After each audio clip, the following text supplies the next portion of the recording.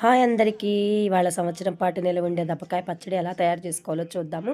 ఒక చిన్న సైజు దబ్బకాయ తీసుకున్నాను నేను. అంటే కొలత చెప్పాలంటే 250 గ్రాములు ఉన్నది. అలానే ఇది ఉడకపెట్టుకోవాలి. చేదు ఉంటుంది కాబట్టి 2 సార్లు ఉడకపెట్టి నీళ్లు పారబోసుకోవాలి. మూడోసారి ఆ నీళ్లు దబ్బకాయ అనేది ఉంచాలి.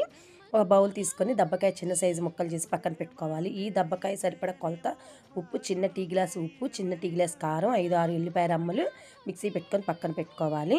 ఇలా మనం దబ్బకాయ ముక్కలు చేసేసాం కదా, ఆ బౌల్లోకి ఈ కారం కూడా వేసేయాలి. అలానే కొంచెం పసుపు, ఆవాల పిండి, మెంతి పిండి 1 స్పూను వేసేసి బాగా కలిపేసుకోవాలి. కొంచెం గట్టిగా ఉంది కాబట్టి మనం ముందుగా మూడోసారి ఉంచుకున్న వాటర్ ఉన్నాయి కదా, ఇవి చేదనేది ఉండదు. ఇవి మనం చూసుకొని నీళ్లు పోసుకొని లూజుగా కలుపుకోవాలి. ఎంతైతే కావాలో అన్నే పోసుకోవాలండి. అలానే కలిపిన తర్వాత ఒక డబ్బాలో స్టోర్ చేసుకుంటే సంవత్సరం పాటు నిలవ ఉండే దబ్బకాయ పచ్చడి రెడీ.